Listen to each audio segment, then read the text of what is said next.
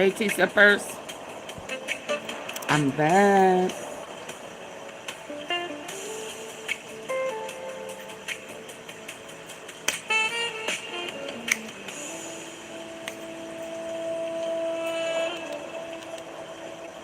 Come on in, T-steppers. Dang, I didn't reset. Hey, Cynthia.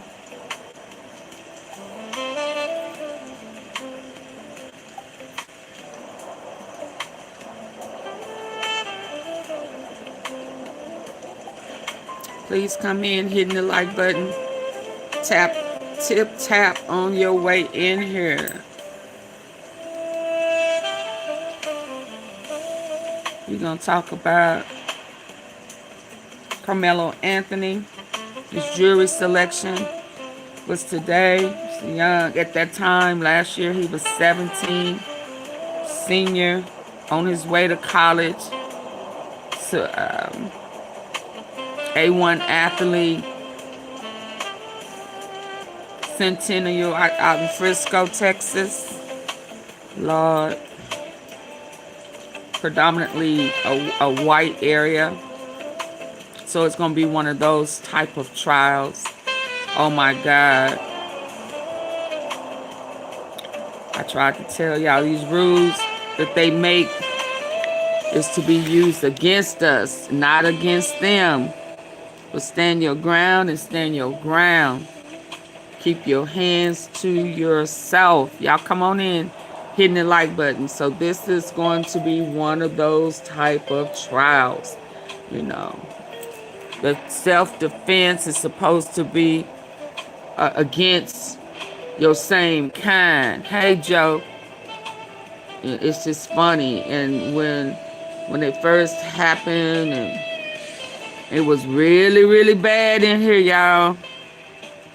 Woo, it was bad. They was mad at Auntie Fee. You understand? They was saying I was prejudiced, or, you know, all types of manipulation was going on. They do not like the fact that the law, as it is written, he had every right to defend himself. But it was who he was defending himself against. At first, his daddy was saying, I forgive you. I got, you know, faith over fear. Some shirt he had on, and he was forgiving. He's a Christian man, and he is forgiving. That's what he was saying. But it didn't take long for the daddy to flip the switch and wants him to, you know. His son was the bully. The dad was a bully. You know, he invited himself into a invitation only meeting as the mom was talking, expressing herself. She had been quiet for a long time. I'm just recapping what it was like last year. It was horrible, you know, and I had all type of racial comments in my comment section. I'm gonna just say it like that. And it was fascinating to me how many black people were saying, oh, you can't bring a knife to attract me. Well, yeah, come on. He didn't know that the bullies was going to try to bully him. He grabbed his bag, he threw it at him, he swung, you know. This is crazy. But let's see what the news was talking about today. And just get prepared. Like, share, and subscribe. Support the platform. I need to say that again. Like, share, and subscribe. Support the platform. It's about to get really, really greasy up in here come Thursday or Friday. It's going to be pretty bad. Can I get y'all to hit the like button? As you enter in, double tap the face of your screen and hit the like button. Where's the other one at?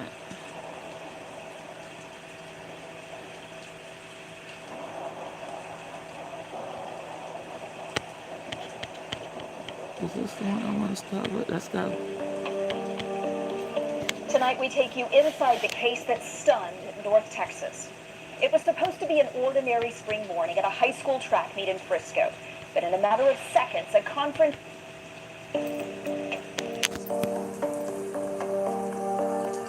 Tonight we take you inside the case that stunned North Texas. It was supposed to be an ordinary spring morning at a high school track meet in Frisco. But in a matter of seconds, a confrontation between two teenagers turned deadly. 17-year-old Austin Metcalf was stabbed at Kirkendall Stadium. Police say the suspect, 17-year-old Karmelo Anthony, admitted to it. He was charged with murder. Anthony's attorneys argue he acted... And when he said he admitted to it, once the police approached him, he said it was self-defense. Right off the bat, he was saying it was self-defense. He put his hands on me. He wasn't supposed to put his hands on me. That's good. Self-defense. This case has become far more than a courtroom battle. It has divided public opinion, fueled online outrage, triggered protests, and transformed two North Texas families forever. What exactly happened under that tent at that track meet? What do witnesses say they saw? What evidence will jurors hear? And how... Majority of the witnesses said that Metcalf was the aggressor. Started out as Hunter, though. Then it moved to Austin. So you got to be careful when you ask people, put people in your mess. You know, Austin didn't start it first. His brother Hunter did. He was coming to protect the argument that was going on with his brother, who started it. Let's go. Will a Collin County jury weigh claims of self-defense against a charge of murder?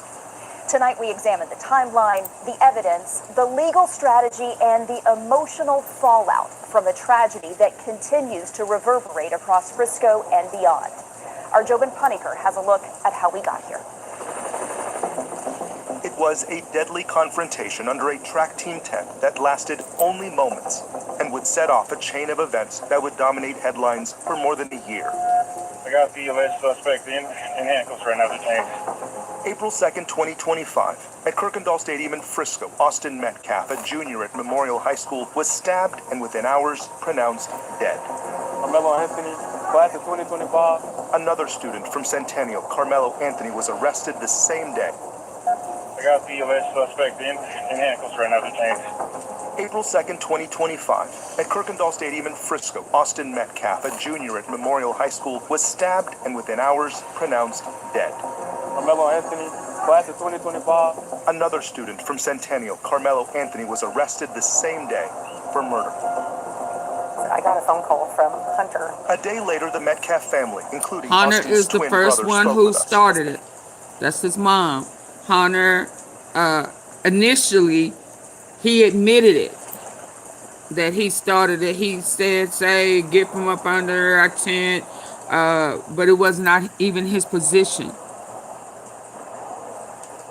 to even remove somebody from the tent. Let's go. Because the kid was mad. My son is not here anymore. And I don't understand it. His brother lost his best friend. It's just really heartbreaking to see someone that cares for you that much, that does everything, even by your side, no matter what, just pass away like that. April 14th, Karmelo Anthony's bond is reduced from $1 million to $250,000. He was escorted from jail and released under house arrest with an ankle monitor. Explain your self-defense. A case already combustible Hey, just Shay. went nuclear. There's two sides to every story, and we've only heard one side. We have endured death threats April 17th, the Anthony family speaks for the first time at a press conference. Austin's father, Jeff Metcalf, also shows up. Is a disrespect to the dignity of his son. And is escorted out by Dallas police. We believe in legal process, and that is what a true... Only heard one side. We have endured death threats. April 17th, the Anthony family speaks for the first time at a press conference. Austin's father, Jeff Metcalf, also shows up. Is a disrespect to the dignity of his son. And is escorted out by Dallas police. We believe in legal process, and that is what a truth will come out. To the family who experienced the loss, my heart truly goes out to you. April 23rd, police confirm reports of threats. Y'all, this is going to be so heavy, so thick. Heavy. And this is, oh my God. Dominique, activist, civil rights activist. He was very helpful in spite of what, man, in spite of what some people was pushing. You know, at one point they were wanting Karmelo Anthony just to be guilty based on who Dominique, based on who he chose, his family chose to be a advocate for them. Because he didn't do much for somebody that they know. It's crazy, man. This is crazy.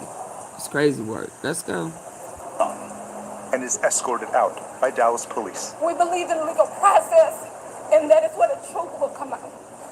To the family who experienced the loss, my heart truly goes out to you. April 23rd, police confirm reports of threats, fake deliveries, fake calls for service at both Metcalf and Anthony homes. 2 days later, the FBI is looking into doxing claims. The judge who lowered the bond, her private information was illegally released online. June 9th, the school district won't release surveillance video from the incident, but allowed us to watch it at their district And they building. couldn't see For nothing. the first time, a glimpse into the incident and the response. June 24th, the grand jury indicts Karmelo Anthony on a murder charge. District Attorney Greg Willis says the death penalty was never on the table. That would not be something that we could do even if we wanted to. July 9th, Judge John Roach of the That's a 296th Trump District supporter. Court sets trial for 2026. July 24th, the court orders a subpoena of the school district and critical investigative information. The district sends letters home to families and students who may be witnesses to the event. If you were to ask any superintendent in the state, that's probably their worst nightmare. Days later, July 29th, the judge imposes a gag order for both sides. No one connected to the trial can speak on it publicly. September 5th of last year, Memorial takes the football field in honor of Austin Metcalf. His number 11 spells out all in. His father, under a gag order, signs, "I love you," to his son. Put this on. Ooh. You have to tell me which one. Yeah, the this is healthy going to version be, ooh, from Thrive. Lord. Early 2026 saw routine With trial everything events, that's going pre-trial on right now His in the number world. 11 spells out all in. His father, under a gag order, signs, "I love you," to his son. Hey, Shay. Early 2026 saw routine trial events, pre-trial motions, most out of public view. In April of this year, Judge Roach issues strict courtroom rules for trial. No cameras, limited seating, and heightened security. Which brings us to June 1st, the beginning of jury selection, the beginning of the real criminal trial that is much talked about and for many already decided in the court of public opinion. The scrutiny is as high as the stakes. Karmelo Anthony faces life in prison. For two families, the timeline doesn't end here. In Collin County, I'm Jobin Piker. This is a tragedy that rocked North Texas and shattered two families that built their lives here. One student now facing life in prison, the other's life cut short. We spoke with Austin Metcalf's mother, father, and twin brother hours after he was killed to learn more about who he was. They were inseparable brothers, even at birth. Identical twins born 4 minutes apart. Austin Metcalf was just a little older. They had each other's back. They were tight. Those boys or my everything. And everything changed on April 2nd, 2025, the day Austin Metcalf was stabbed and killed at a track meet in Frisco. An honor student in the classroom. On the field is where Austin really shined. Played every sport you could imagine. His goal was to play in college. He just wanted to play football. He would step on that field, and he would become a totally different person. Austin was a standout linebacker at Memorial. He became a total different person when he stepped to this young man. Last September, they ran out of the tunnel carrying his number 11. Yeah, it's an emotional game, but man, our kids are resilient. No one may feel Austin's absence like his twin brother, Hunter. We did everything together. Clean the dishes together, do yard work together, sports. Anything in the world, it's always us two. They went to church youth group together, even worked at the same place. They were servers here at Halo Pizzeria in Frisco. In late May, Austin would have walked this stage to pick up his diploma. Instead, Hunter Metcalf. Hunter walked it in his honor. The standing ovation that followed lasted 30 seconds. In June, Hunter may have to take the stand in his brother's death. I hope he tells the truth. Because he's going to have to face this world alone now. The brothers who shared everything, classrooms, football fields, even work shifts, are now separated by a tragedy. In Frisco, I'm Jobin Puniker. For many, the only image of Karmelo Anthony is the one taken after he was charged with murder. But tonight, a look at the life he lived before the case that shook North Texas. Many of you have seen this photo of Karmelo Anthony at 17 years old, charged and booked for murder. But there are also these photos, the eldest of 4 Anthony children. We wanted to give our children the future we did not have. Through his family, we know they left Baton Rouge, Louisiana a few years ago, settled here in Frisco, where he attended Centennial High School. Karmelo Anthony, class of 2025, Centennial High School, Frisco section. He ran track, played football, and was captain of the team. What's the number 1 team? His highlights showcasing that talent are still up online. We've learned Karmelo Anthony worked 2 jobs, was an AB student before the April 2025 stabbing incident at a track meet. Karmelo Anthony, class of 2025, Centennial High School, Frisco section. We did not have. Through his family, we know they left Baton Rouge, Louisiana a few years ago, settled here in Frisco, where he attended Centennial High School. Karmelo Anthony, class of 2025, Centennial High School, Frisco section. He ran track, played football, and was captain of the team. What's the number 1 team? His highlights showcasing that talent are still up online. We've learned Karmelo Anthony worked 2 jobs, was an AB student before the April 2025 stabbing incident at a track meet.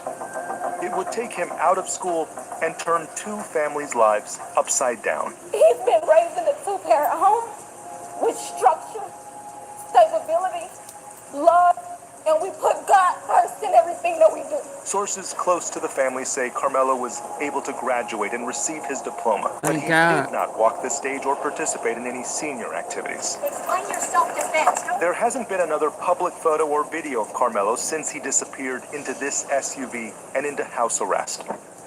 His bond conditions prevented. Karmelo is now 18 years old, and the next time we see him is when he gets his day in court. In McKinney, I'm Jobin Puniker. What was going on with his Legal eye? experts say the final outcome in this case could ultimately come down not to guilt or innocence, but also to how a jury interprets the moments leading up to Austin Metcalf's death. Kevin Reese breaks down the possible paths this case could take and the wide range of punishment allowed under Texas law. And I asked the grand jury to return a first-degree murder indictment against Karmelo Anthony, which they did. In charging the then 17-year-old with murder, the Collin County District Attorney alleges he did intentionally and knowingly cause the death of an individual, namely Austin Metcalf, by stabbing him with a knife, a deadly weapon. If convicted, the sentence range, according to Texas law, is anywhere from 5 to 99 years in prison. And according to Texas law, we have to remember that other case. I don't remember the guy's name that was in high school. Took a knife into the building. He had premeditated. I think I have to bring it back up. He didn't get what everybody thought he should have gotten. But folk gotta leave folk alone. Keep your hands to yourself. Come on. Someone under the age of 18 cannot receive the death penalty or be sentenced to life without parole. Finally, let's remember that a defendant is presumed innocent unless and until proven guilty in a court of law. Well, I think that there's a lot of things in this that we don't know yet. Keith Harris is an attorney not connected to this case. And he explains that a murder charge could be reduced to a second-degree felony if the defense successfully proves the defendant acted under the immediate influence of sudden passion. That could mean a sentence range if convicted of 2 to 20 years. Is used usually not in the guilt innocence, it's more in the punishment phase of everything. But there is first the argument over whether Anthony will be convicted or acquitted. The truth will come out. One family convinced. There were too many people that were there that saw what happened. The other. We believe in legal process, and that is where the truth will come out. Anthony's family and legal team alleging it was self-defense. He's in an almost impossible situation. I mean, it's going to be very difficult. It is. Even if he hired the best lawyers in the country. It shouldn't though. If he was white, when all the facts are presented, it wouldn't have been almost difficult. The jury will reach the right conclusion and justice will be done. Justice that could range anywhere from acquittal to 99 years. In Dallas, I'm Kevin Reese. As you just heard, Karmelo Anthony's legal team is arguing this was self-defense. We have spoken with many attorneys who say this is going to be hard to prove, especially if Austin Metcalf did not have a weapon. Senior crime and justice reporter Rebecca Lopez takes a closer look at how a self-defense argument could play out in court. Two people. The defense strategy is him already clear. and Hunter. Self-defense is a protection that applies to each and every one of us. Everybody. Y'all hit the like button. Anthony's defense attorney Mike Howard asked the public to not rush to conclusions before hearing all the evidence surrounding the deadly confrontation between Karmelo Anthony and Austin Metcalf. This is a tragedy all the way around for both families. Rushing to judgment, trial by public perception and trial by media is not how we ensure justice is done. Legal expert Keith Harris says the defense has to show why the jury should consider self-defense. According to the arrest affidavit, Metcalf was unarmed, while Anthony brought a knife to a track meet. I think that that's ultimately going to be something that a jury also considers as to whether or not he even should have had it to begin with. Police say the confrontation began when it was raining and Anthony sat under the tent where Metcalf and his team were sitting. Police say Metcalf asked Anthony to move from under the tent. Officer Taylor Wetzel wrote in an affidavit that a witness told him Anthony grabbed his bag, opened it, and warned Metcalf, "Touch me again and see what happens." Witnesses told police Metcalf then touched or grabbed Anthony while trying to move him, and Anthony allegedly pulled out a knife, stabbed Metcalf once. He tried to move him. So there was already a threat. And then he tried to move him. So he wasn't afraid when he went into his bag. If we're going to listen to that. And he still touched him. In the chest, Metcalf's twin brother, Hunter, was standing next. Witnesses told police Metcalf then touched or grabbed Anthony while trying to move him, and Anthony allegedly pulled out a knife and Metcalf, "Touch me again and see what happens." Witnesses so that means that he had already touched him. He touched him again. Anthony went into his bag. Acquittal. Acquittal. Police say Metcalf asked Anthony to move from under the tent. Officer Taylor Wetzel wrote in an affidavit that a witness told him Anthony grabbed his bag, opened it, and warned Metcalf, "Touch me again and see what happens." Witnesses told So he touched him. He went into his bag and said, "Touch me again and see what happened." And he touched him again. So was he afraid, y'all? Was Austin afraid? Hey, Nicole. So he was the aggressor. He was the aggressor. He pushed him or put his hands on him. Karmelo said, "If you do it again, see what happens." He was, "Hey, you put your hands on me and then you touch me again." To move from under the tent. Officer Taylor Wetzel wrote in an affidavit that a witness told him Anthony grabbed his bag, opened it, and warned Metcalf, "Touch me again and see what happens." Witnesses told police Metcalf then touched or grabbed Anthony while trying to move him, and Anthony allegedly pulled out a knife, stabbed Metcalf once in the chest. Metcalf's twin brother, Hunter, was standing next to him. We asked him to move. He started getting aggressive and talking. He asked him to move. Right? It wasn't his right to even ask him to move, but asked him to move.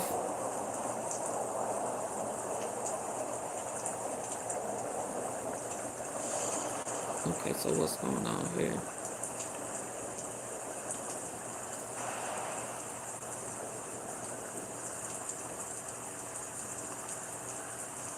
Asked him to move. He went into his bag and he pushed him. After he went into his bag, I mean, you know,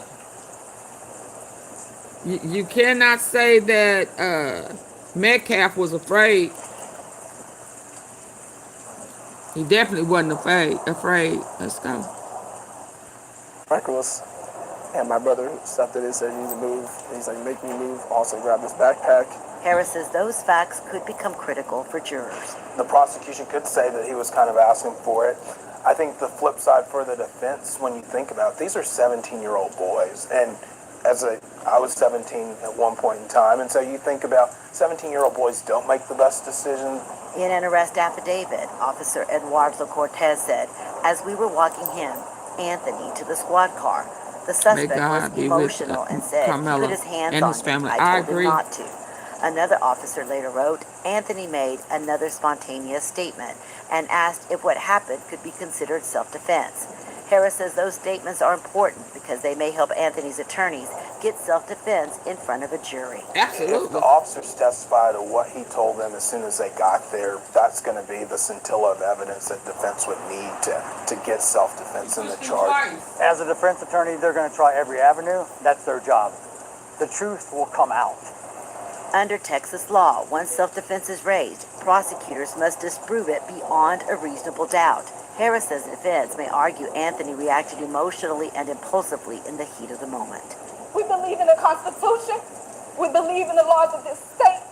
But those laws must apply to all of us, not just some of us. Ultimately, jurors will have to decide whether Karmelo Anthony was defending himself from danger or whether a verbal confrontation with an unarmed teenager should never have ended in deadly force.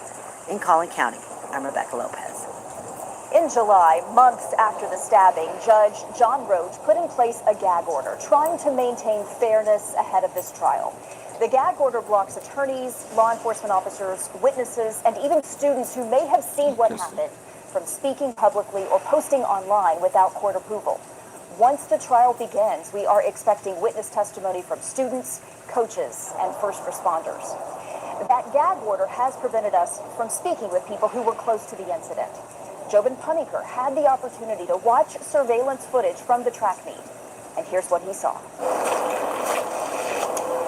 Our public information request with Frisco ISD was met on Monday. We could only watch the before and after of an April 2nd alleged stabbing at a school track meet that led to the death of one student and the arrest of another. The district didn't give it to us, but allowed us to watch it. The video is available for limited viewing only, citing student privacy and school security. There is no audio. Try to picture this. We're on the 4th floor. We walk into a room and there's a TV with a shot showing half of Kirkendall Stadium. It's a wide shot from the opposite side. And everything that happens in one very small fraction of the screen in the upper left-hand corner. We couldn't zoom in. It's blurry, pixelated. You cannot identify or see victim Austin Metcalf or suspect Karmelo Anthony. It is hard to tell how many people are under that memorial tent. It's also hard to tell what they're doing. But we do know that about 9:55, there's a lot of commotion, a lot of activity that happens at the top side of that memorial tent all the way down to the bottom. At this point, it is hard to tell, and it does not show on camera the alleged stabbing. We do know that there are a lot of people that run away from that scene soon after. We notice a number of what appear to be students running across the bleachers from many directions away from the tent. More people on the field start to notice and also run toward the back gate and exit. Okay, at about 9 minutes after the alleged stabbing, we see EMS drive right through to the backside of this stadium and they park midfield. Next, we do know that about 9:55, there's a lot of commotion, a lot of activity that happens at the top side of that memorial tent all the way down to the bottom. At this point, it is hard to tell, and it does not show on camera the alleged stabbing. We do know that there are a lot of people that run away from that scene soon after. We notice a number of what appear to be students running across the bleachers from many directions away from the tent.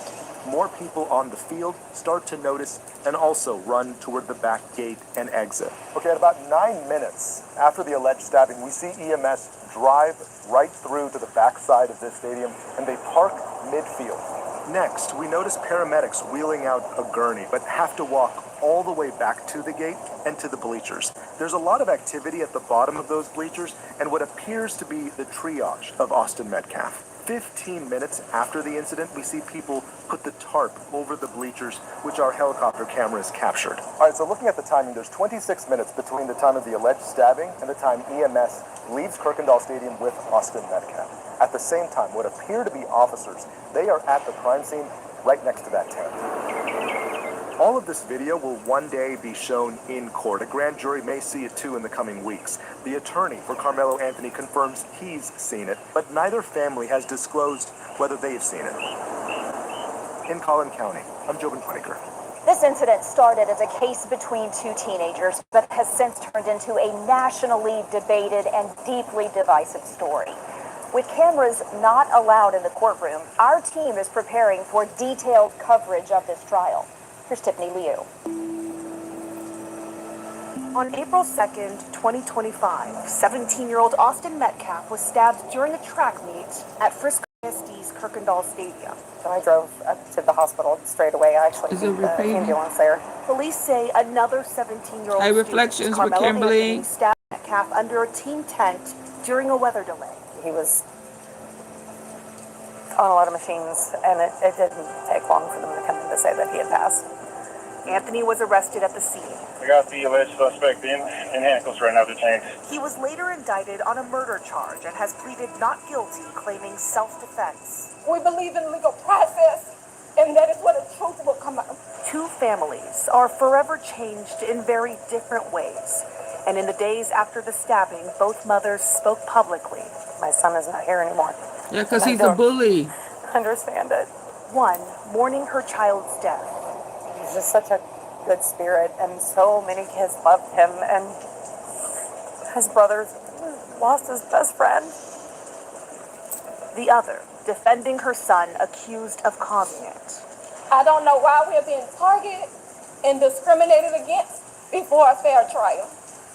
Our son deserves the same rights under the law that everyone is afforded to. Outside their grief, what happened at a high school track meet in Frisco became something far bigger than this community. The case spread across social media, drawing national, even international attention. Online debates over self-defense, justice, and race intensified. Oh yeah, it was horrible. The families and the judges connected had their personal information leaked and received death threats.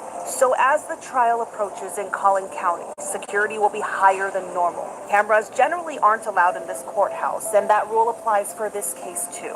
It's why our team of journalists at WFAA will monitor the trial closely. Collin County reporter Jobin Piker will be our eyes and ears inside, documenting the testimony and evidence as it happens alongside a sketch artist. Outside the courtroom, senior crime and justice reporter Rebecca Lopez will follow the developments as the case unfolds. On WFAA.com, we'll keep a live blog updated. Then each day after adjournment, anchor Jason Wheeler and senior investigative reporter Tanya Iser, along with a team of legal experts, will stream a full after the trial recap. All of it available on WFAA+. Karmelo Anthony's trial for the death of Austin Metcalf will be a challenge as public opinion has been shaped far beyond courtroom walls. It'll face intense scrutiny in what could be one of the most closely watched trials this year in North Texas. The questions surrounding this case are far from over.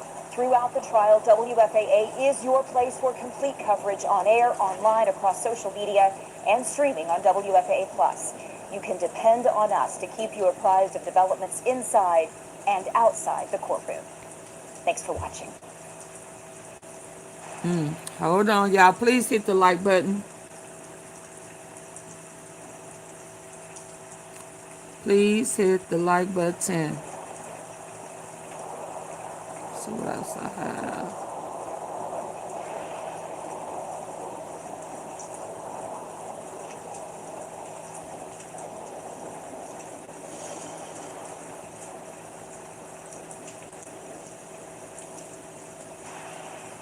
Which one did we just watch?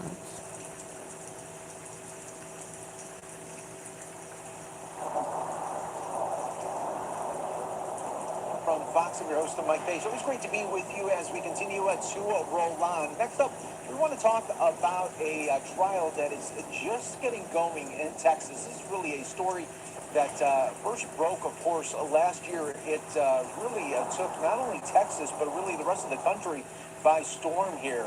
Learning that Karmelo Anthony is facing his murder trial in the April 2025 stabbing death of Austin Metcalf at a Frisco track meet that happened in Texas. There was a disagreement, an argument, and then the incident happened. But what is unique in this case is that the suspect is claiming self-defense. They hate that he's able to say self-defense. I'm like, if somebody is... Jacqueline Goodman, attorney and legal analyst. Great to have you on. And yeah, this is a case that the suspect is not denying what he did, but saying that this is all because of self-defense. Yes, hi, good to see you again. Thank you for having me. Yeah, from the beginning, apparently there were statements made by Karmelo Anthony saying that, well, besides the question that he was asking officers, is this self-defense? But he also made other statements talking about the fact that he was in fear for his own life, etc. Yeah, two big linemen. There are real questions about whether self-defense is going to be something that the defense puts on. And by the way, in Texas, unlike in other jurisdictions, hold on, I gotta take it back. Stabbing death of Austin Metcalf at a Frisco track meet that happened in Texas. There was a disagreement, an argument, and hey, y'all, get the likes up, please. In the April 2025 stabbing death of Austin Metcalf at a Frisco track meet that happened in Texas. There was a disagreement, an argument, and then the incident happened. Do y'all remember last year when the Maga Trump supporter, I can't remember the guy's name, but they had that big old tractor, Winnebago or whatever that's called. And he was one of the January 6th guys. Y'all remember that? One of the protesters, well, the terrorists at the Capitol. And he was pardoned by Trump. And Trump sent him to Frisco to protest. It's about to get ugly. This case is that the suspect is claiming self-defense. And we'll get into that and so much more, but I want to bring in our next guest to help break it all down. Please welcome everyone. See, he needs justice. Look at him. See how they're going to play this? See, although they know that Texas is a stand your ground state, now they know that it's not looking good, you know, so now it's we deserve better. He deserved better. He should have kept his hands to himself. Why was that so hard for him to do?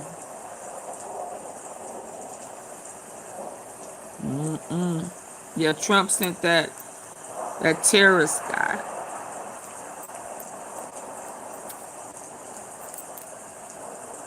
To help break it all down, please welcome everyone. Jacqueline Goodman, attorney and legal analyst. Great to have you on. And yeah, this is a case that the suspect is not denying what he did, but saying that this is all because of self-defense. Yes, hi, good to see you again. Thank you for having me. Yeah, from the beginning, apparently there were statements made by Karmelo Anthony saying that, well, besides the question that he was asking officers, is this self-defense? But he also made other statements talking about the fact that he was in fear for his own life, etc. And so, yes, there are real questions about whether self-defense is going to be something that the defense puts on. And by the way, in Texas, unlike in other jurisdictions, self-defense is something that has to have some evidence, but it doesn't even have to come from the defense side. Just something about the case is giving the defense some articulation of self-defense, and then the burden shifts again to the prosecution to disprove self-defense beyond a reasonable doubt. And so is this a big uphill battle for the defense team to prove this self-defense? I mean, if you don't have video showing an incident or maybe audio, how do you get across to the jury to say that your client is not guilty here? A couple things I would say about that. First of all, and I don't know if it's true, but in the media we've seen some claims now that there may be video of the actual event, which would be a pretty stunning development. But no one has seen it outside of the trial court. The other thing I would say is that, yes, it's always going to be an uphill battle. This is something that happens in a very short amount of time. It was a matter of seconds. There's going to be questions, given that the victim was unarmed at the time. There's going to be real questions about whether a reasonable person in Anthony's shoes would feel the need to use deadly force. You're talking and about whether, the black dude he with him. personally felt that he needed to use deadly force. So it isn't an easy What you mean, be rich? What? Oh, yes. Yes. A cowboy type guy. Yeah. That's, yeah. For a defendant ever, and in this case, there's some real questions about, the lead up to this and whether there was any real evidence that somebody in his shoes would feel like they were really threatened and had to resort to deadly force. What about the process here for jury selection? How are you going to find jury members that have not heard about this case or have a feeling about it one way or the other? I only say that because a former judge in this case that was part of the pretrial motions here, he had to get FBI help to intervene and give him security because he was getting threats against his life. Yeah, we've seen lots and lots of counter-protesting going on outside of the courthouse and in the lead-up to this case. So there's a real question about whether you can find a jury in this jurisdiction who, first of all, maybe hasn't heard of the case, but if they had heard of the case, hadn't yet made up their minds. This is a very polarizing issue. However, and there's some real racial undertones when it comes to the protests and the facts of the case. That said, all you need are 12 people who have not yet made up their minds. And so that's what jury selection is all about. It's about finding people who can come in, listen to the evidence, apply the law that the judge gives them, and set aside any of their own biases, and really make a decision based on the information that the judge gives them, get those jury instructions, and really make an honest assessment of the quantum of evidence and whether the prosecution has proved their case beyond a reasonable doubt. And lastly here, how much are we going to hear about the history of these two, and maybe, what kind of was the setting off point and of this whole altercation? It's funny, we don't know everything about the case, and so that's the beauty of trials. They're very dynamic in that way, and we're going to see the facts develop as the case goes on. But I will say that so far there's really nothing in the public sphere that tells us that there was an ongoing beef, that either of them really knew each other. Both of them, Metcalf and Anthony, were actually star athletes at their schools. They were beloved in both of their communities. And there's very little to discern from the information coming in that either of them knew much about the other going into this one incident where it, in a matter of seconds, results in a death. And so, yes, it's a stunning turn of events in this case. And it's going to be really interesting to see whether, in fact, there was any kind of history between the two of them.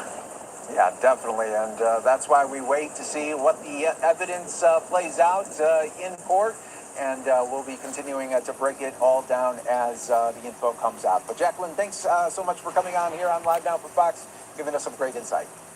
Always a pleasure. Thank you. Take care.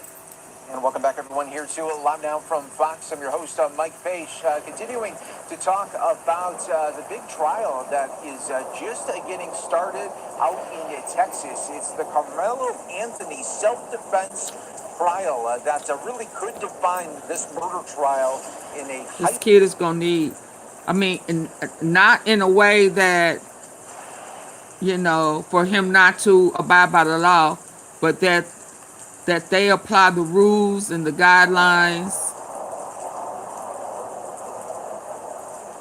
as if he was white. I just hate to say it. The Hispanic guy, he had a past, and he had intentionally brought a knife.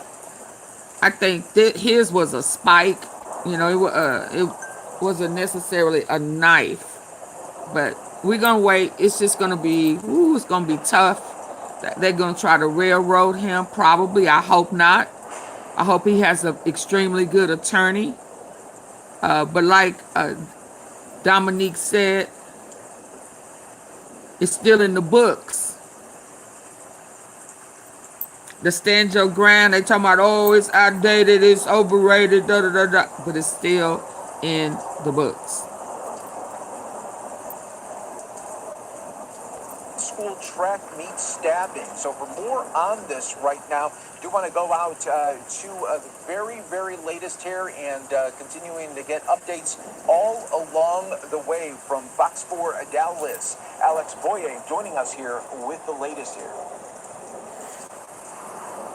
Hey, Mike, good afternoon. You know, I can tell you that cameras are not allowed inside of the Collin County Courthouse. You see behind me, that means no cameras inside of the courtroom for the trial. I can tell you, though, that reporters, including myself, as well as a small group that came on a first-come, first-served basis, were allowed inside to watch a live feed of the jury selection proceedings. We watched that from a neighboring courtroom. You know, the presiding judge acknowledged in his interaction today with those potential jurors that this is a case.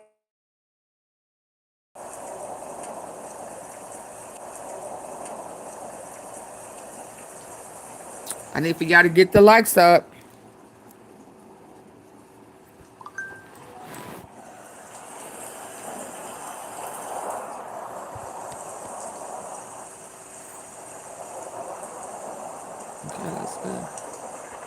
To that point, he also cautioned those potential jurors as they left today against reading up against this case. This high-profile and racially charged case attracting passionate people from all across the country to the Collin County Courthouse in McKinney Monday. So we came by plane, by bus, by cars. We traveled. Many gathered along the edge of the courthouse in the morning to make their voices heard. Inside the courthouse, under tight security, more than 500 potential jurors were being questioned in the murder case against Karmelo Anthony. The team is set to go to trial for the stabbing death of 17-year-old Austin Metcalf at a Frisco high school track meet last year. Investigators say Anthony, then 17 years old, was sitting under a tent for a school he did not attend. Witnesses say he and 17-year-old Austin Metcalf got into an argument and Anthony stabbed Metcalf in the chest. Police say Anthony claimed he acted in self-defense as Metcalf died in his twin brother's arms. Since April of 2025, the Court of Public Opinion has spread misinformation across social media, including the moments the fight broke out at the district track meet. From there, rumors raced, blending fact and fiction. During jury selection Monday, presiding judge John Roach asked potential jurors if they believe everything they read on social media.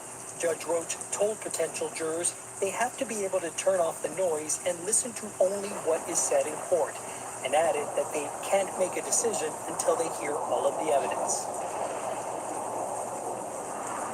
And so I can tell you that potential jurors today had to complete a lengthy questionnaire. Those questions not made available to the public. Attorneys now from both sides are going to have today and tomorrow to review the answers to those questions. And the judge told the group that by 5 A lot of p.m. people can't do tomorrow, that.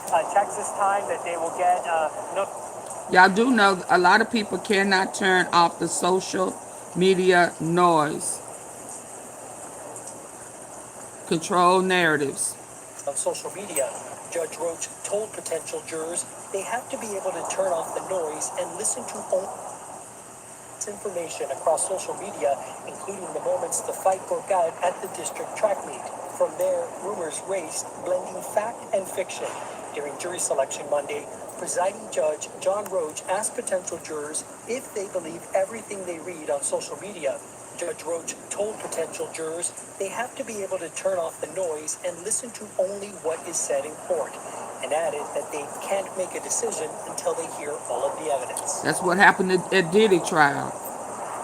And so I can tell you that potential jurors today had to complete a lengthy questionnaire. Those questions not made available to the public. Attorneys now from both sides are going to have today and tomorrow to review the answers to those questions. And the judge told the group that by 5 p.m. tomorrow, Texas time, that they will get a notification either telling them that they've been dismissed from this case or have been confirmed to return on Wednesday. Hard to turn off racism too. Yep. Will happen then on Wednesday. About 250 potential jurors are expected to return on Wednesday. They'll be questioned by the both sides, and then of course some of them and most of them will be dismissed until that jury is set.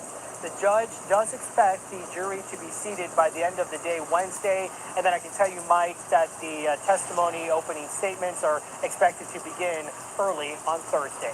Back to you. Okay, let's see what else I got before I go. I'm not going to be on here long. I was on earlier today, and yeah, I'm not going to keep asking people to hit the like button on this. What went on in Iowa?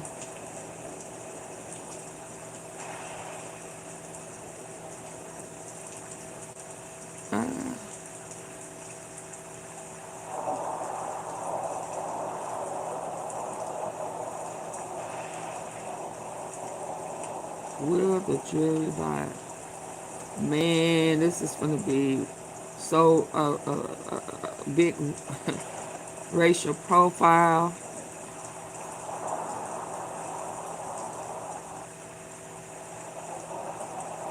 Yeah, I don't. Let me go on to something else. I wanted to see what.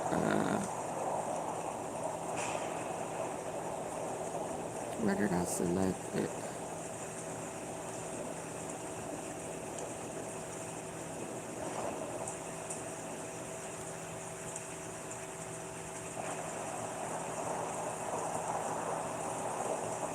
Hold on.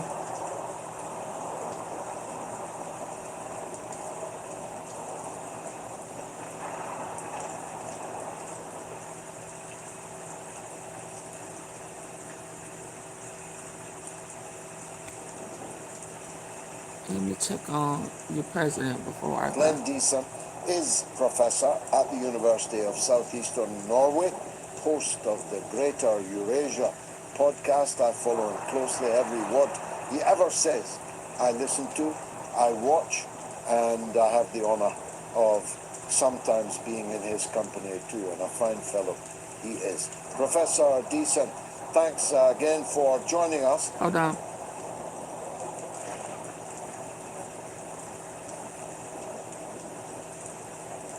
Y'all please hit the like button, tap the face of your screen.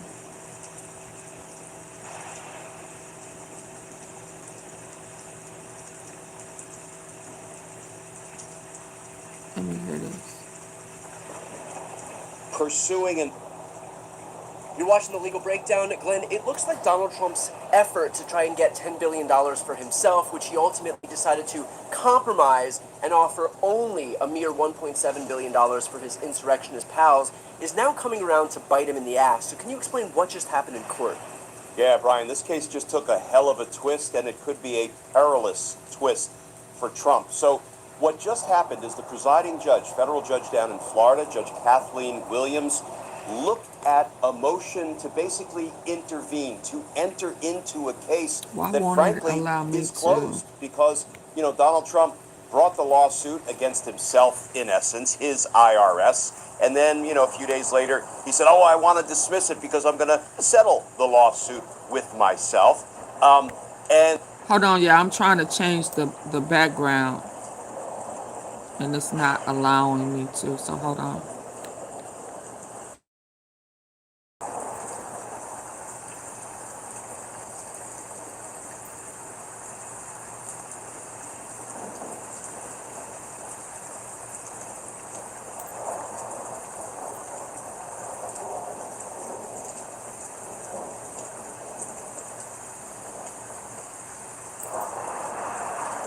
There.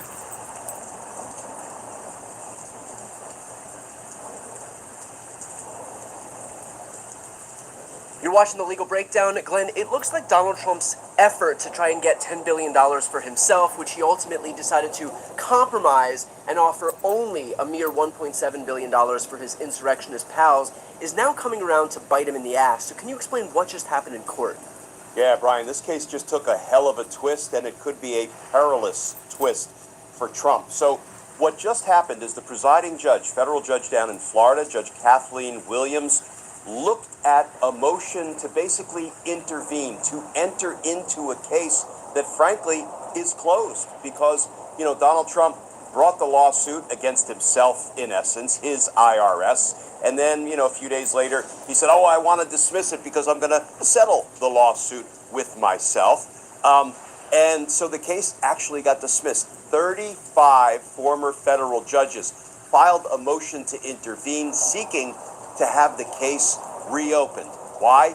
Because they allege that this was a product of collusion from jump and therefore a fraud upon the court, and the judge granted the motion. So this is a pretty dramatic turn, and there are a couple of choice quotes in about a 4-page order, a very terse, straightforward, no-nonsense order. You could almost hear how upset Judge Kathleen Williams seemed in this order. So first of all, the order says that this may have been a product of collusion and therefore a fraud on the court. That was the allegation by these 35 former federal judges. And the judge ordered that the case be reopened and ordered that Donald Trump, who is the plaintiff in the case, he brought the case, one of the plaintiffs, answer 3 questions. And I'll talk about what those questions are in a minute. But here is a little bit of what Judge Kathleen Williams said. Under Rule 11, the Rules of Civil Procedure, a court may impose sanctions on a lawyer for advocating a frivolous position, pursuing an unfounded claim, or, and she highlights this herself, filing a lawsuit for some improper purpose. And a party's decision to file a frivolous lawsuit for the sole purpose of forcing a settlement may qualify as such an improper purpose. And she goes on to order that Trump, through his lawyers, answer the following questions. 1, the charges of collusion made by the 35 retired federal judges. The charges of collusion and whether the parties are truly adverse. I can talk about that in a minute. 2, the assertion that the dismissal in the case was premised on deception by the parties, by Trump and Trump on the other side of the litigation, the IRS. And 3, the question of whether the case should be reopened because the court was a victim of fraud. I mean, those are pretty strong, I'm not going to say accusations, but questions that the judge has ordered Donald Trump through his lawyers to answer. So, this could be a real danger zone for Trump.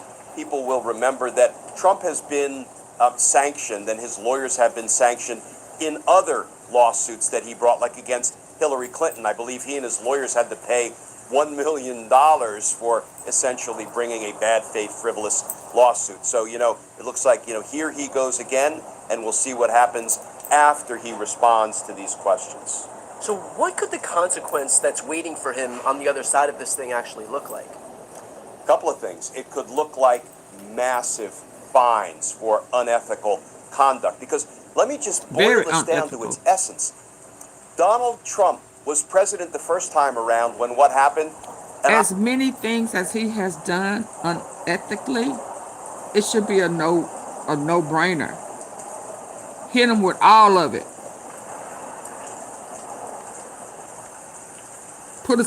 Put a stop to it. Y'all need for y'all to hit the like button. Please, come on. IRS contractor. His Double tap. IRS leaked some tax information about not just Donald Trump, but multiple people. And a lot of those people actually brought lawsuits, not just Donald Trump.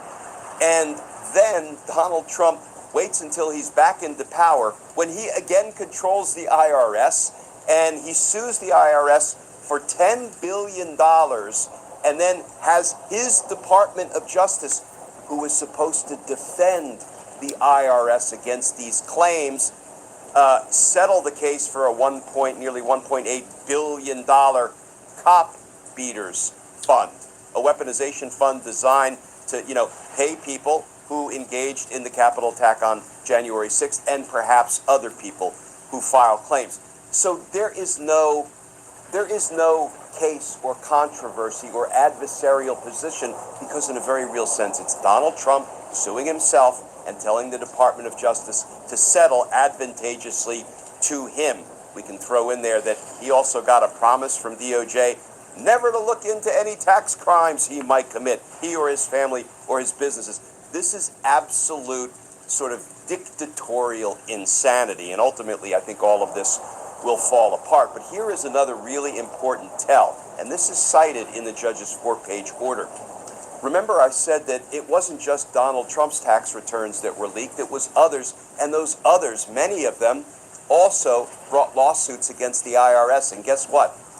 Donald Trump's Department of Justice was defending against all of those other lawsuits, and yet they threw up their hands with Donald Trump's lawsuit and decided not to defend, just give him a great big fat $1.8 billion settlement.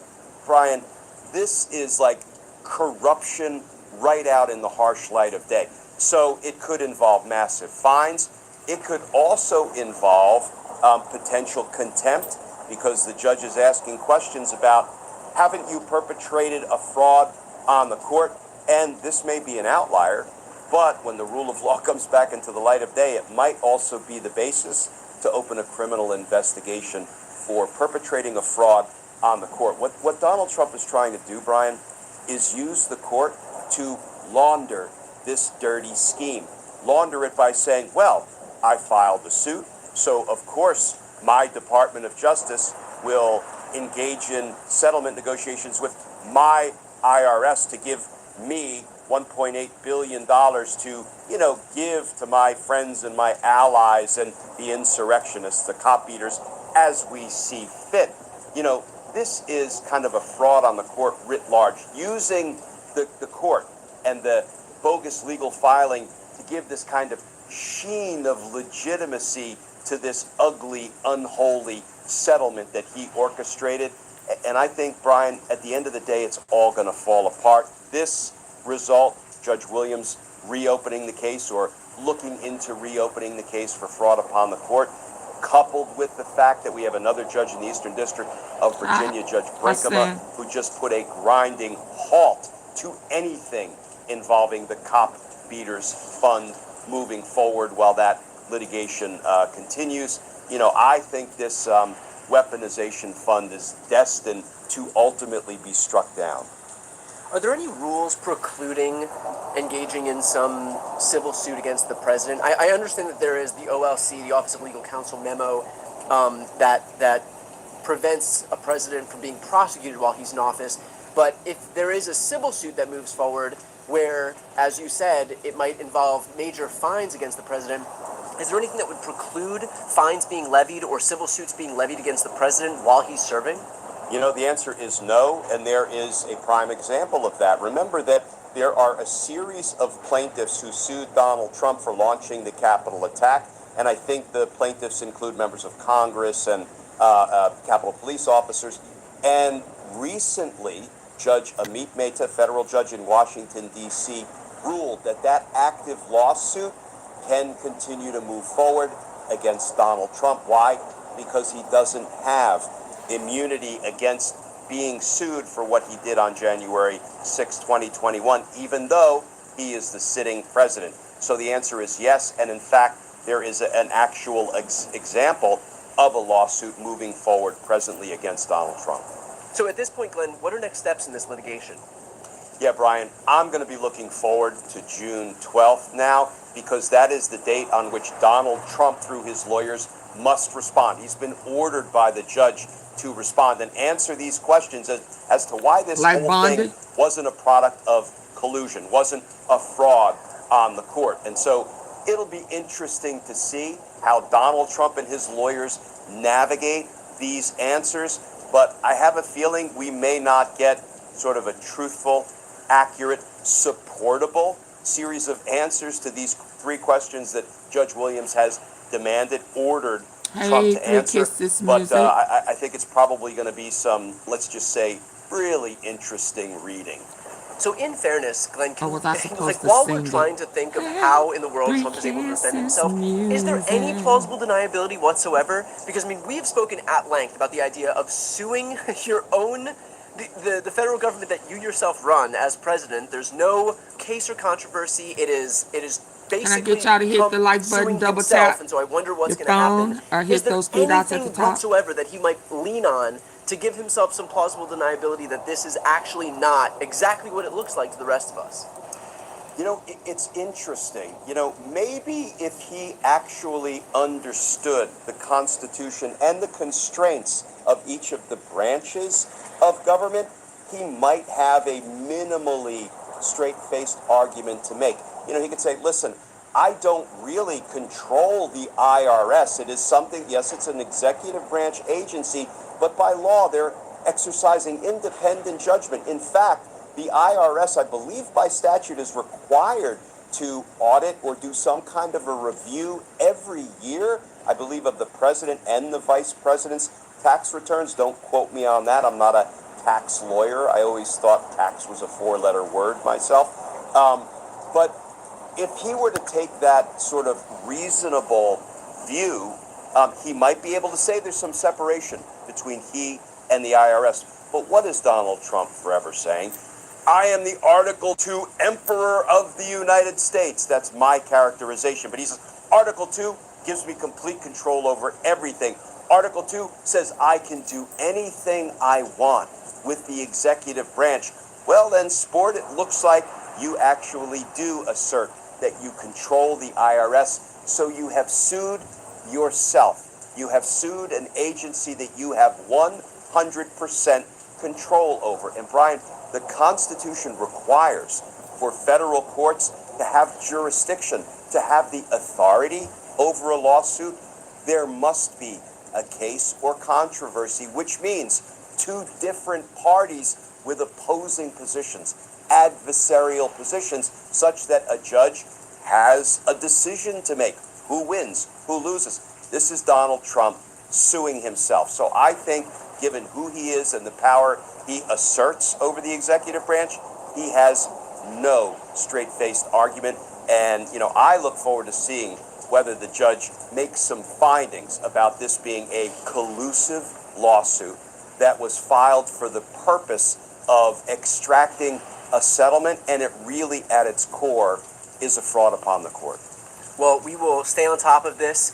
As Glenn mentioned, June 12th is when we can expect next steps here in this litigation, so we will, of course, cover it as soon as we have any update. For those who are watching, if you want to hear more about this story and all other legal news, the best way to do so is to subscribe to both of our channels. I'm going to put those links right here on the screen and also in the post description of this video.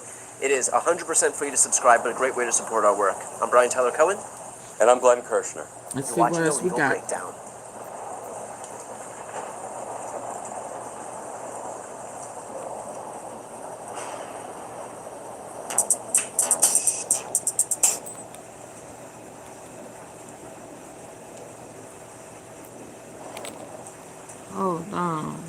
Let me see something.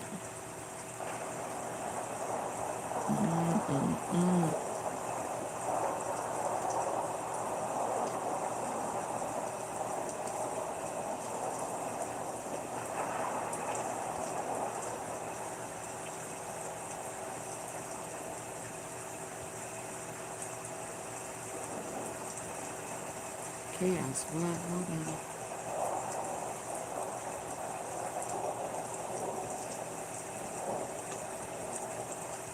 on. Two soldiers killed. Complete chaos is erupting in the Middle East as a United States soldier was just killed at an air base in northern Iraq. Also, a British soldier was just killed at an air base in northern Iraq. This follows reports that Iran had targeted areas in northern Iraq, likely Kurdish positions. The United States is claiming that the U.S. soldier died in a, quote, training incident, a military training accident. That's what the UK Ministry of Defense is also claiming. But both of these service member deaths that were just announced, quote unquote, training exercises took place at Erbil Air Base in northern Iraq at the exact same time it emerged that the Iranians had retaliated against U.S. violations of the ceasefire by targeting northern Iraq in that exact area. This is the statement from the U.S. Army. On May 31st, a U.S. Army soldier died during a military training accident at Erbil Air Base in Iraq. The training was conducted with our British Army partners, who also lost a soldier. This from the British Ministry of Defense. It is with deep regret that we can confirm that a training accident occurred in northern Iraq on Sunday, May 31st, 2026. And as I noted, this was the exact area that Iran targeted after the United States targeted Iran in the Strait of Hormuz. Remember also that when Iran responded to U.S. airstrikes in the Strait of Hormuz a few days back, and Iran targeted an air base in Kuwait, and several service members and contractors from the United States were injured. Do you remember what they said also? They said that they weren't hit by the Iranian drones and missiles, but that it was caused from falling debris in the area. And it's like, stop the lies, stop the cover-up, and we need to just get at the truth of what's happening here. Meanwhile, the IRGC Navy claimed responsibility for a cruise missile strike on the MSC Frisco, describing that in retaliation as well for the U.S. military strike on an Iranian vessel, the Leon Star, in the Oman Sea. The IRGC claimed that the MSC Frisco is America Zionist owned, and they released this video moments ago. Let's play it. Now, in response to Iran also saying that they were suspending all talks and negotiations with the United States as Israel threatened further incursions as part of its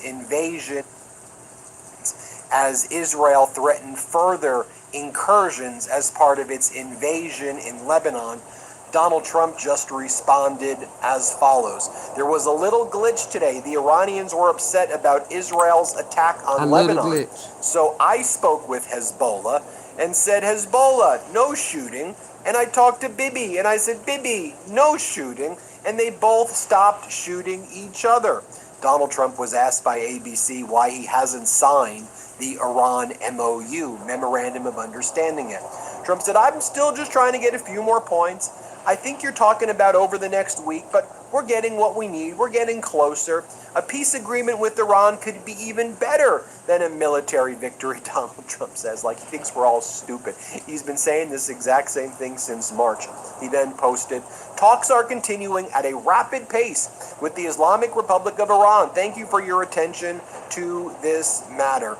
Meanwhile, Donald Trump then leaked to Axios, guess who? Barack Ravid the following. According to this leak, Trump told Netanyahu on a phone call today as follows. This is what The leak claims that Donald Trump said, but this could be more psychological warfare by trying to claim that Donald Trump was attacking Netanyahu when in fact they're still coordinating. According to Barack Ravid, Donald Trump told Netanyahu, quote, "You're fucking crazy.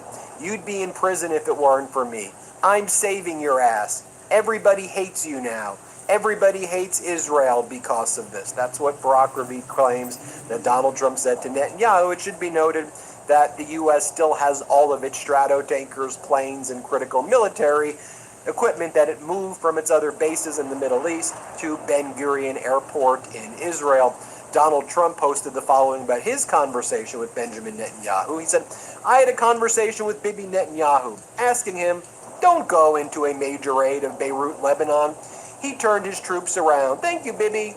I also had a conversation with representatives of leaders of Hezbollah, and they agreed to stop shooting at Israel and its soldiers. Likewise, Israel agreed to stop shooting at them. Let's see how long this lasts. Hopefully it will be for eternity."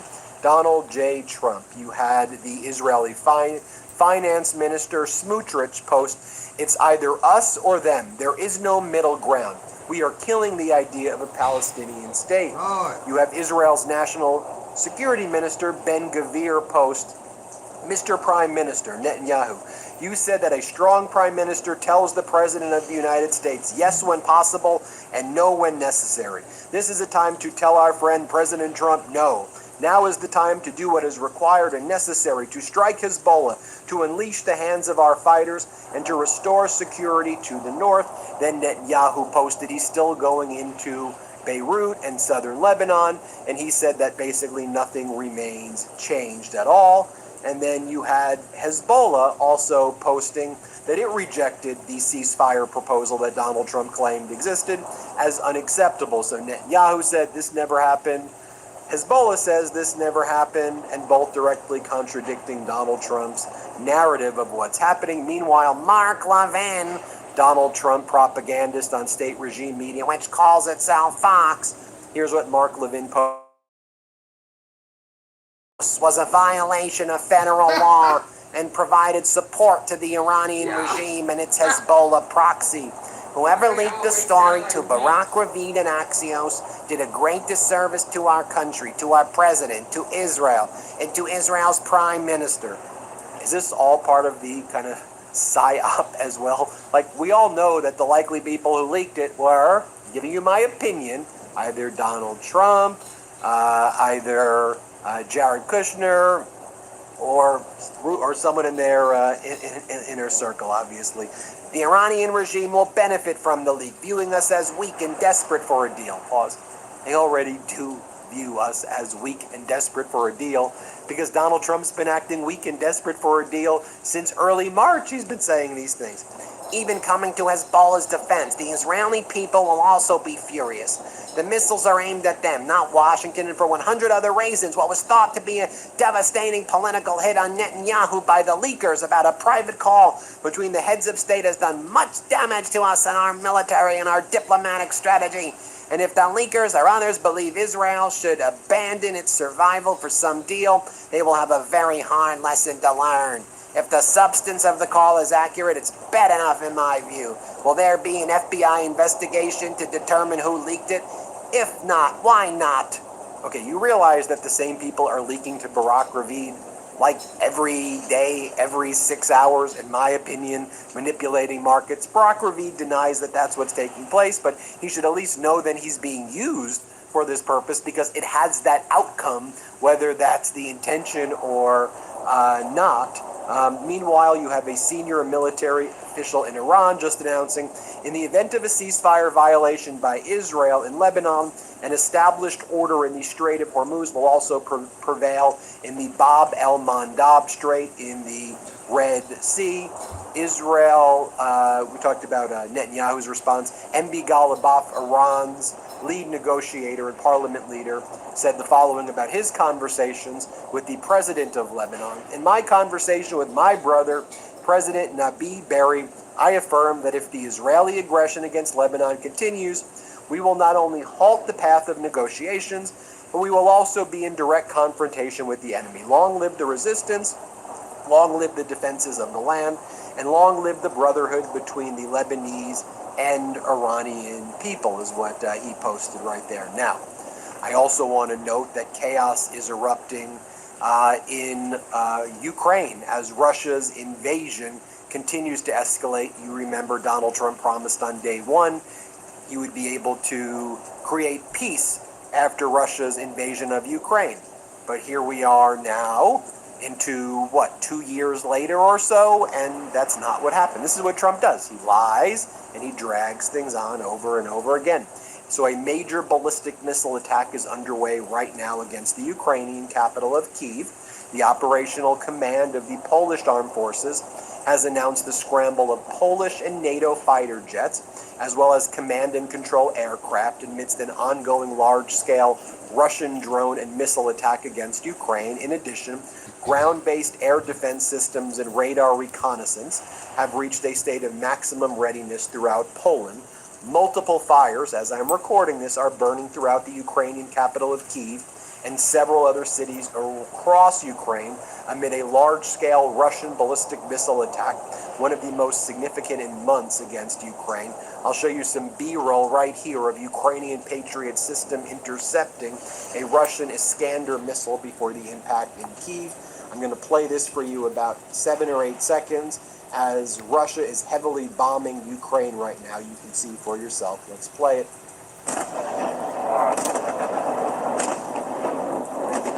Oh yeah, that's too bad. Here's what the MAGA Republicans are saying upon their return to Capitol Hill. MAGA Republican Congressmember Mass claims that Democrats are more dangerous than Iran to the United States. Okay, play this clip. And the final piece of meat that I would put on that bone is this. The number 2 threat, aside from the IRGC, is this. It is Democrats in the House of Representatives. They are the second biggest Iranian proxy. They are doing everything that they can to prevent the president from reaching a long-lasting peace for decades to come with Iran. That is what's in the way. And then I'll leave you with this. This post from Amelia. She writes, imagine if a woman president crashed the economy, started a war with no end in sight, and her biggest, seemingly only concern was building a ballroom and redecorating the White House. Wow. With that. Hit subscribe. We're on our way to 7 million. Okay, good people. I will see y'all tomorrow. Tomorrow. You know there are weeks in Washington. Gum boots. What is gum boots?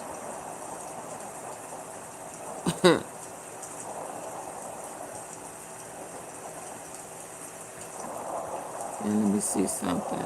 8, 6.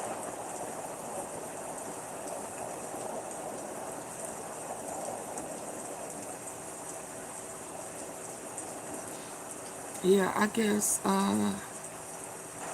yeah, that's it for now. You know there are weeks in Washington.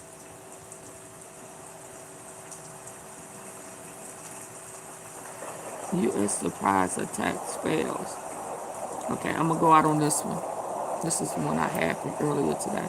This is a fake ceasefire, as I've said before, intended for Donald Trump is panicking as Iran once again has successfully targeted a United States air base in Kuwait following the United States launching strikes against Iran throughout the night into the early morning hours. The United States and Iran were exchanging fire. This is a fake ceasefire, as I've said before, intended for Donald Trump's market manipulation. Let me tell you what's going down. They show those attacks, and it's like that could be in a whole field with nothing there, making it seem like. Morning hours, the United States and Iran were exchanging fire. This is a fake ceasefire, as I've said before, intended for Donald Trump's market manipulation. Let me tell you what's going down. Market manipulation. Learned that there were missile and drone sirens that were activated in Kuwait, according to a release from the Kuwaiti army. Kuwait's air defenses were engaged in a large wave of Iranian missiles and drones. The Kuwaiti Defense Ministry told told the public, remain sheltered in place, remain Or sheltered a in farmer place. in New Iran then Zealand. said, Okay. oh, we hit the target that we were aiming for right there, that U.S. air base in Kuwait, because they said that the United States was using that air base to strike Iran, and that there was these outbreaks of this war that's been taking place, totally covered up by our media right here. The U.S. had to admit what it was doing. Here's what went down. Iran's Mehr news agency released a statement from the IRGC following these back and forth strikes. Here's the statement from the IRGC. The origin of the aggression against the Sirik Island telecommunications tower was targeted following the recent aggression by the invading U.S. Army against a telecommunications tower on Sirik Island in the Hormuzgan province. The IRGC Aerospace Force fighters targeted the airbase from which the aggression originated, and the predicted targets were destroyed. The IRGC Aerospace Force warned that if the aggression is repeated, the response will be completely different, and the responsibility lies with the invading and child-killing U.S. regime. So you remember our reporting over the weekend, and I saw a lot of comments saying, Ben, are your reports true? Because I'm not hearing this anywhere else. You're talking about Iran striking down 3 to 5 U.S. Aircraft, an MQ-9 Reaper, another MQ-9 Reaper, an MQ-1, that there were 5 Americans who were injured on this Kuwaiti airbase 48 hours ago. Why aren't we hearing this anywhere else? Because our corporate news is regime media, and they're covering up most of the stuff. That's why. And so this telecommunications tower has been used by Iran, among other things. They've been able to successfully track these F-35s and these drones. So the U.S. struck the telecommunications towers, which were being used to track the MQ-9 Reapers and the MQ-1, and then Iran responded, and Iran just hit the U.S. air base in Kuwait. Now, U.S. Central Command was just forced to admit what went down. CENTCOM announced that over the weekend, it carried out what it referred self-defense strikes on Iranian air defenses, radar, command and control sites, and one-way attack drones in Guruk, Iran, and Keshem Island.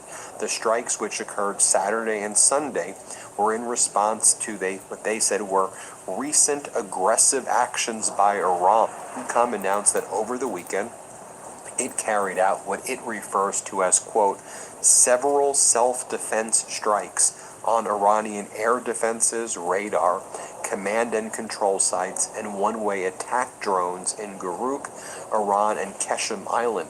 The strikes, which occurred Saturday and Sunday, were in response to what they said were recent aggressive actions by Iran, to include the shooting down of a U.S. MQ-1 Predator that was operating over the international waters of the Persian Gulf. So the United States says that we were putting our MQ-1 and MQ-9 Reapers over what the U.S. claims was international waters. Iran said these are our land, this is our area, and then they were struck down, and then the U.S. said that we were acting defensive by attacking Iran yet again.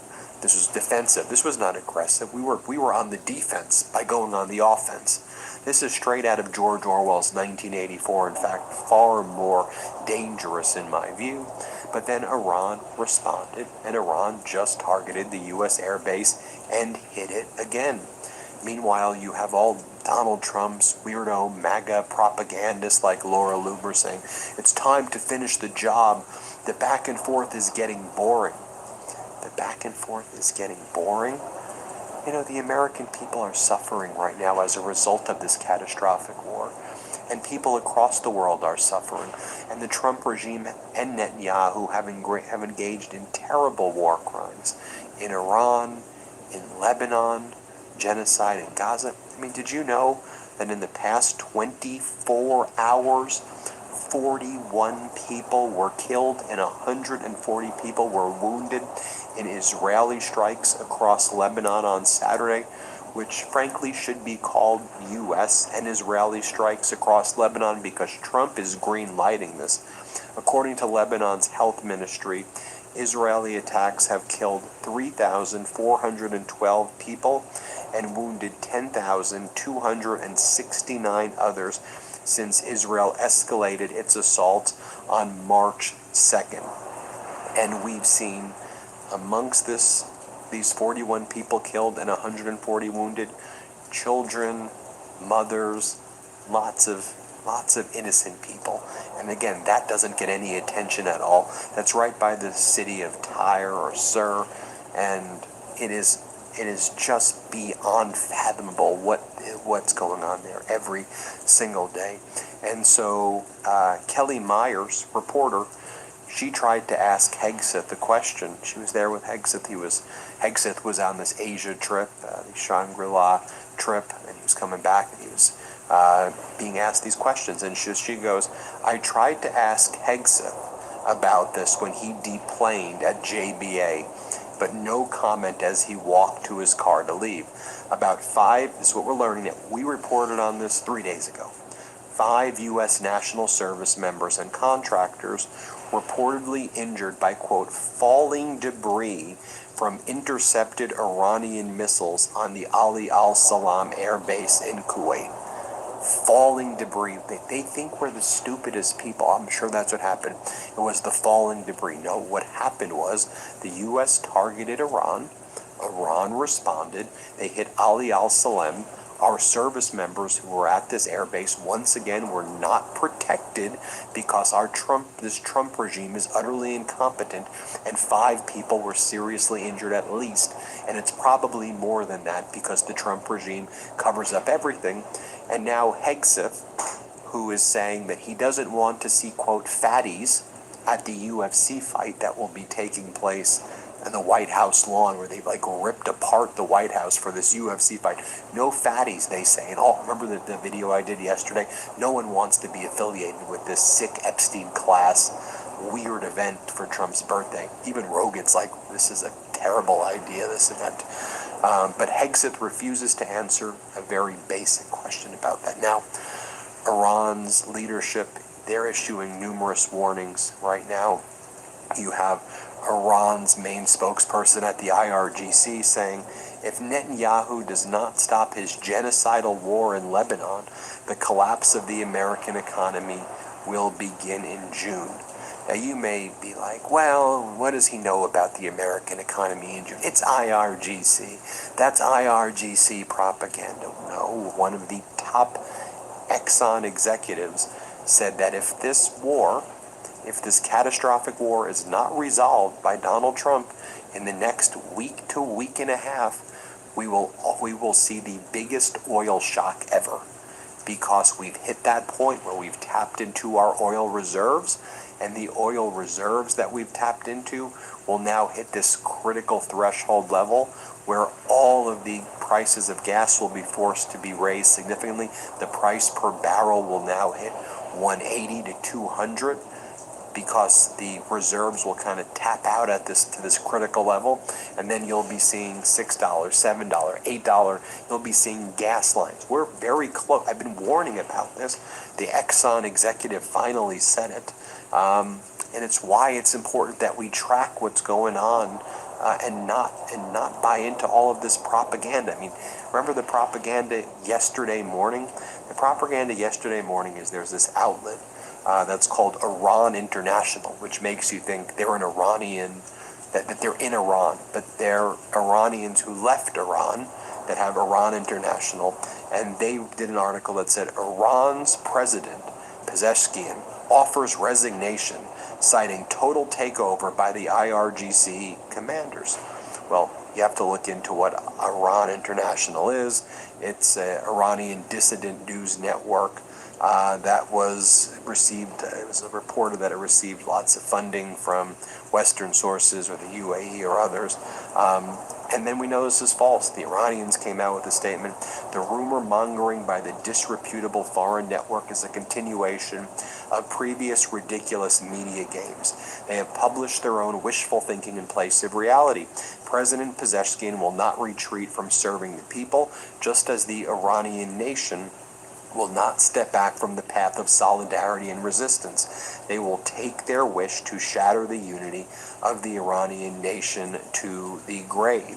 Another Iranian leader wrote, to ward off the evil of the child-killing regime and to liberate the dear people of Lebanon from their current lamentable situation, we must first, Iran, in coordination with the resistance groups in the region, must take action against the bloodthirsty Zionist regime. Second, the Bab al-Mandab Strait must be closed. And third, the skies over the capital of Israel and the region, the Emirates, must rain down stars. And then you had the foreign ministry spokesperson take a photo with the IRGC spokesperson showing the political side of Iran is united with the military side of Iran. And they said, for one nation, for one country, for one goal, ready for any situation, field and diplomacy side by side. If you make me armor clad for the play of blades, if you gird my waist for the making of peace, to whatever you show me, hot and cold, I am receptive. From reconciliation to battle, come with me whatever you have of sword and cup, for in both of these I have a full hand. Now, I'll just show you in terms of the media manipulation. You had Barack Ravid of Axios also last night. He said, Marco Rubio spoke over the last 48 hours with Lebanese President Joseph Aoun and Israeli Prime Minister Netanyahu to try to push forward a new ceasefire initiative, a U.S. official told me. Then Barack Ravid does like all of these like siren emojis. I'm showing you the video footage of what Netanyahu is doing in Lebanon. I'm showing you Tyre. I've shown you before Beirut. I'm showing you the thousands of people who have been killed. Many, many, many innocent people, mothers, children, people in general being killed by Israel right there. And then so over here, when you try to read basically all of this, whatever this gibberish is, basically, it says that, that Israel was demanding that in Lebanon, Hezbollah stop first. Otherwise, Israel's going to keep on going on. And they blamed Lebanon. Lebanon, this is your fault. And then so basically after all of this, the story is Rubio was not able to get a deal. Because the Trump regime can't do a deal with anybody. Look at Barack Ravid's reporting on Iran. I tracked all of this starting on March 9th, 2026. Are you ready for this? March 9th, 2026. Trump says Iran war will be over very soon. March 13, 2026, scoop. Trump claimed in G7 call that Iran is about to surrender.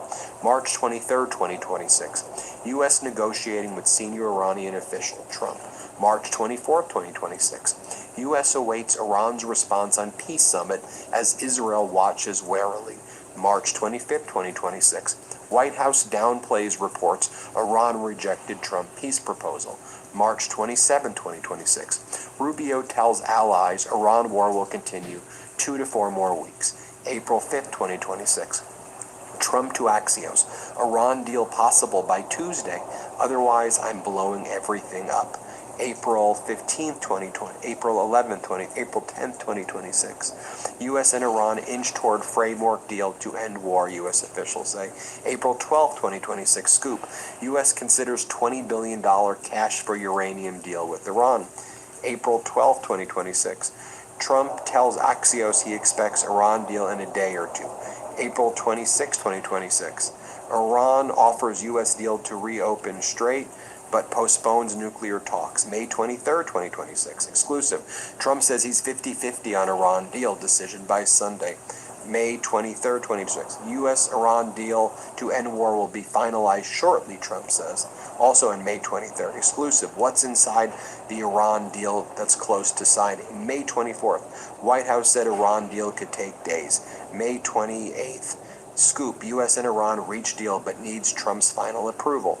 May 28th. Vance says U.S. and Iran are very close to a deal. May 29th, Trump's team to decide on Iran deal. I mean, do you get the point? I mean, it's this over and over and over again.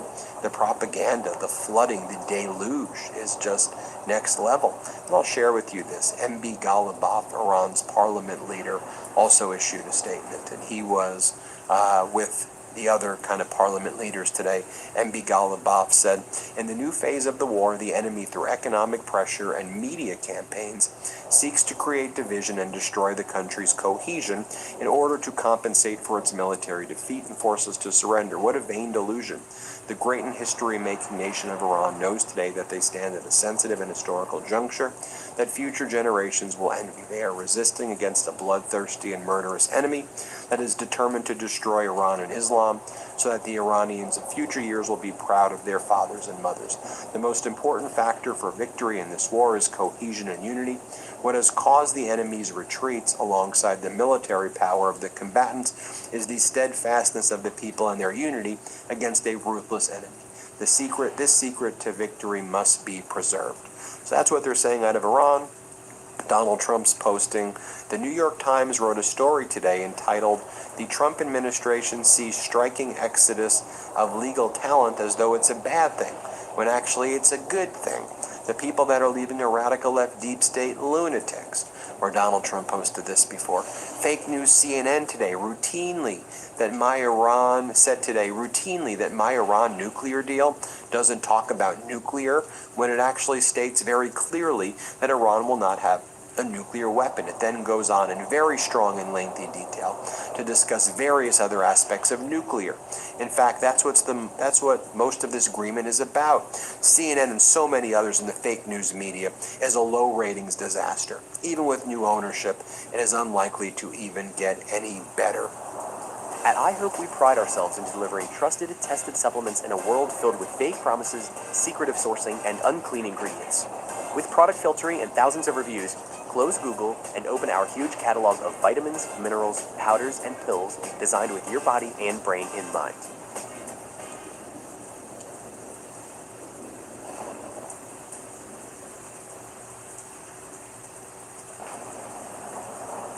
Donald Trump trying to have his oligarchs take over CNN in this merger. I'll also note that Iran has restored gas production at 3 South Pars offshore platforms after those U.S.-Israeli strikes, which the U.S. like, oh, it's just Israeli. Iran resumed gas production at 3 offshore platforms in South Pars, the world's largest natural gas field, after Israeli strikes on onshore processing facilities in March forced output to halt. The CEO of Pars Oil and Gas Company told so y'all just not going to hit the like button, okay? Sunday. So that's where we are with everything right there. We'll keep you posted. Okay, y'all have a good night.